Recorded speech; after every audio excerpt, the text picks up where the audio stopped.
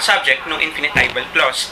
Hypothesis dyan would be 21A at 22A ay ungrammatical because yung 2 na non-finite I of the infinitival clause, di ba yun yung inflection, yung 2, cannot assign case to specifier dominated by IP. Yung finite I, plus tense, plus agreement, assigns nominative case. Diba? Di katulad nung non-finite I na minus tense, minus agreement, hindi siya mag-assign ng case. Okay? So, yung 21A at 22A ay ungrammatical kasi binabiolate niya yung case filter na dapat ma-assignan niya yung NP na overt ng isang case. Okay? Yung case filter has nothing to say about the subject of the infinitives in 24 since the sentences lack an overt NP subject. So, wala kang ma-assignan. So, pasok pa rin yung pasok yung sentence. So, pwede na sabihin na, hyphen to attack bill would be... Yeah, pero 24B, subject of to go will not be him.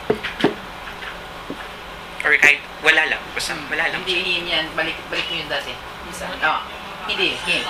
Paano kung wala yung hindi morphological realized yung subject ng to go, this will be may kinalaman sa binding yan. No?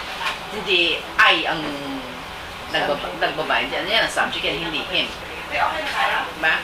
May tanong na po ako. Bakit doon sa 21 or 22 pala, 22. Bakit hindi pwedeng ma-assign ng yung prefer ng masyadong malayo. Hindi siya adjacent, diba? Ayun, mamaya yun, adjacency rule. Okay. Yung, tingnan natin yung 23A, 23B. For him to attack bill would be illegal. I prefer very much for him to go now. Yung prepositional complementizers na 4, 23, magki-case mark ng subject NP ng infinitival clause. Okay, yung 4, yun yung mag-case mark dun sa him. 23 passes the case filter, kaya ungrammatic. Ay, kaya grammatical.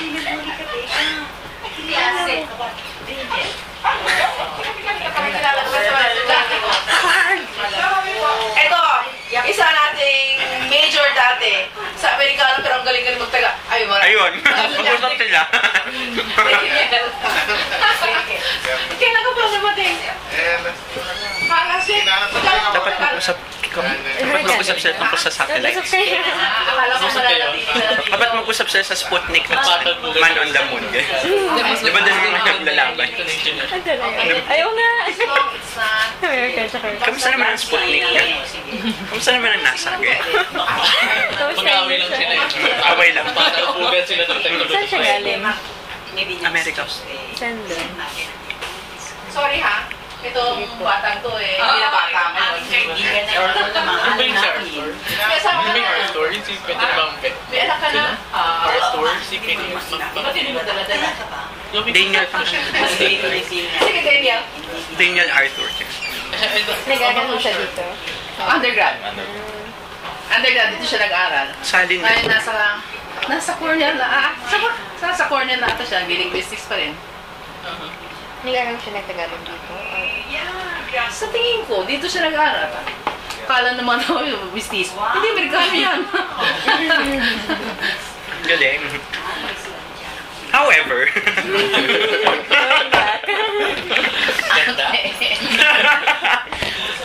kailangan natin kailangan maging cautious tayo dun sa sa analysis ng 23 yung dalawang sentence na yan. Kasi sabi natin na yung na-assign yung case pamagitan ng government, diba? Pero kaya we would like to be able to say na yung case assigner for mag-govern ng him, tapos yun yung subject ng clause na ini-introduce niya. Tingnan natin. How come na yung 4 ay kayang mag-case mark ng NP sa specifier dominated by IP kung saan yung maximal projection ay barrier ng government, then 4 should not be able to govern into its complement IP. So, therefore, Anong sagot dyan? ang sagot dyan, assume natin na yung IP is not a barrier. A word! So yung I, pagkatapos natin, di ba sa chapter 2, pagkatapos natin itulad yung IP sa sa phrase structure, ngayon, hiwalay na naman natin si I, so hindi siya barrier. Yung I, head ng infinitival IP, is a functional head na may feature composition na minus agreement, minus tense. Yun lang. Sa 11B, tingnan natin, hindi natin nilist yung non-finite I. Therefore, yung non-finite I or yung non-tensed, non-agreement na I ay weak. Sinasabi nilang weak, kaya hindi niya kayang mag-govern. Oh, award. Example. Example ng hindi kayang mag-govern. Joke. Tao yun. As a first approximation, tingnan natin na yung non-finite I ay weak at hindi siya governor na ito ay projection ng IP na hindi kayang mag-block outside ng government.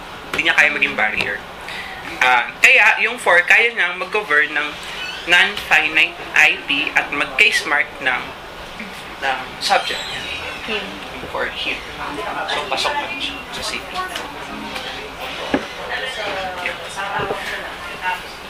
Okay. Tingnan natin. Sorry.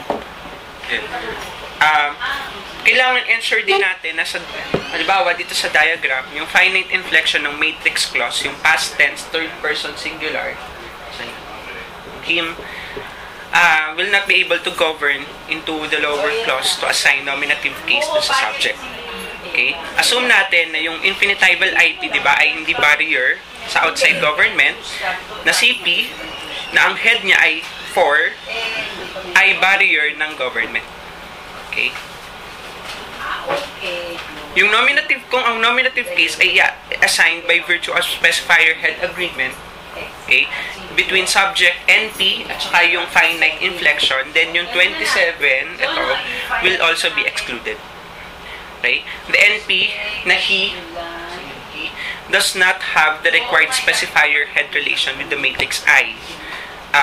Kaya yung he ay specifier ng 2, subordinate ng non-finite I. So yung he dito ay specifier ng 2. Na subordinate naman ng non-finite na I. So, gaya na sabi na yung ang 2, nasabi na natin na infinitival infill cannot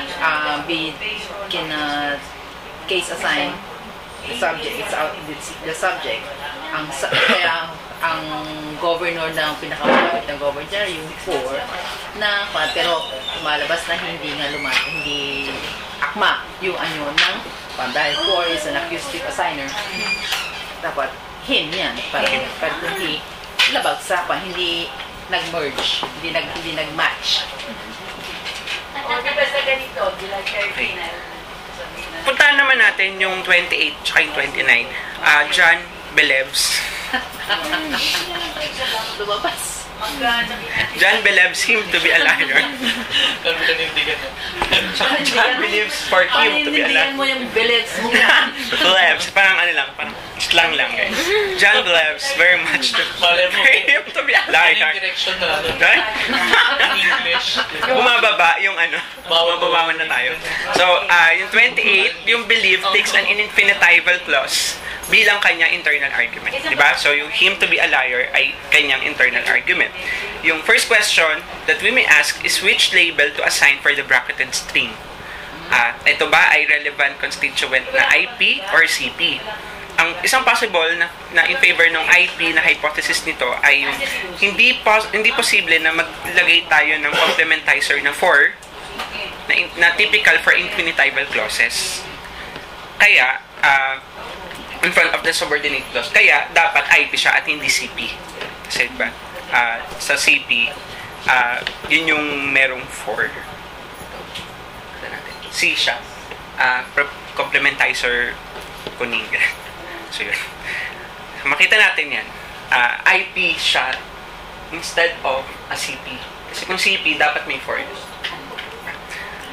The question we may address here is how him, can satisfy yung case filter na kailangan na ma-assignan siya ng accusative case.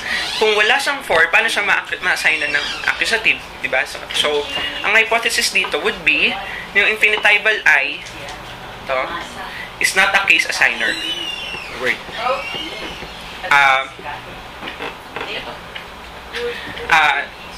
isang obvious